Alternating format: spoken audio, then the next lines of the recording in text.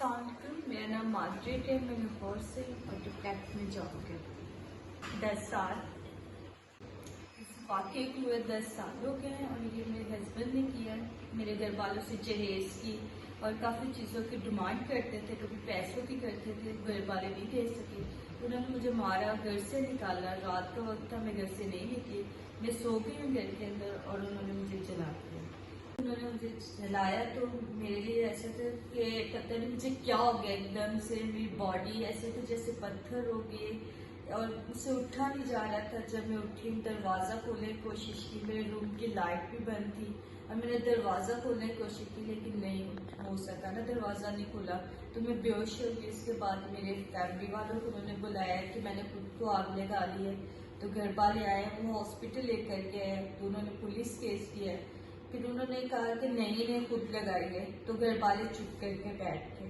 फिर जब मुझे होश आया, 1 मंथ लगा था मुझे होश आने में। जब होश आई तो मेरी अम्मी ने पूछा कि क्या हुआ तुम्हारे साथ, ये तुमने क्यों किया? मैंने कहा अम्मी मैंने तो कुछ नहीं किया, मैं तो सो रही थी और एकदम से ऐसे लगा जैसे मेरे ऊपर किसी ने कुछ गिरा दिया है। तो उस टाइम फिर मेरी अम्मी ने मेरे अब्बू को कहा, मेरे अब्बू लोग पुलिस स्टेशन गए हैं, तो लोगों ने पुलिस वालों को पैसे दे दिए हुए थे मेरे ससुराल वालों ने और वो केस भी ले गए थे। उसके बाद मीडिया आई है, मीडिया के बाद उन्होंने केस किया है और एफआईआर दर्ज की है और इसके बाद मेरा केस चला है। और घर वालों के पास गई करके जहाँ तो वो मेरा केस देख सकते थे, उसमें पैसे लग रहे थे और ट्रीटमेंट, एक चीज़ वो देख सकते थे। तो मैंने कहा कि मेरा ससुराल वालों के पास मेरा बेटा था, मुझे बेटा चाहिए और इंसाफ चाहिए।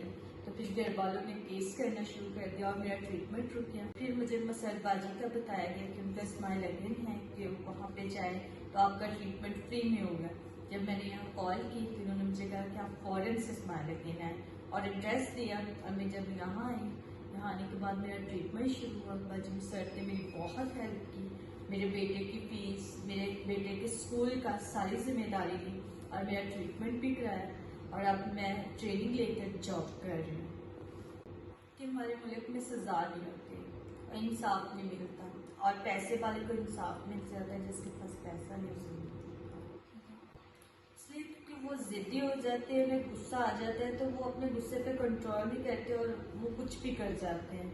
और औरतों की शादी के बाद तो बिल्कुल नहीं चलती क्योंकि वो अपने मायके में आकर कैसे रह सकती, एकदम से शादी के बाद लाइफ जो चेंज हो जाती है। सासी की बात यह है कि मैं पहले घर से बाहर नहीं निकलती थी, अब मैं घर से बाहर निकलती हूँ जॉब करने के लिए कि मेरे घर में जॉब करना अलाउ नहीं था लड़कियों को, लेकिन अब मैं जॉब करती हूँ और इस हादसे ने मुझसे बहुत कुछ लिया भी है और बहुत कुछ दिया है, इसलिए कि अब मैं अपने पाँव पे खड़ी हूँ और मैं कमा रही हूँ, अपने बेटे को सपोर्ट कर रही हूँ, अपनी फैमिली को सपोर्ट कर रही हूँ। पहले लगता था जब मैं घर से बाहर निकलती थी, सोसाइटी वालों के अजीब सवाल थे कि तुम्हारे साथ क्यों हुआ, किसी और के साथ भी हो सकता था या तुमने खुद किया, तो उसमें बहुत होता था। लेकिन जब से मैं बाजू सर के पास आई, उन्होंने मुझे इतना सपोर्ट किया है कि अब नहीं लगता, अब लगता है कि रियल लाइफ ही ले गया है। पहले तो सोसाइटी, दूसरा कि जब ये हादसा होता था इंसान को ये पता नहीं होता कि मेरे साथ कुछ भी हो सकता है, वो अपनी अच्छी ज़िंदगी जी रहा होता है, उसका फेस सही होता है और इस हादसे के बाद फेस को एक्सेप्ट करना बहुत मुश्किल होता है और मेरे लिए तो बहुत ज़्यादा मुश्किल था। मैंने बस इतना कहूँगी कि वो खुद को देखे, जो होना था वो हो गया। ज़िंदगी ऐसे हादसे से रुक नहीं गई, आपने खुद रोकी। अगर आप खुद हिम्मत करेंगे, पावरफुल होंगे, अपने पाँव पे मजबूत होंगे तो आपको ये ज़िंदगी बहुत अच्छी लगेगी और अपने लिए जी, अपनी फैमिली के लिए जी।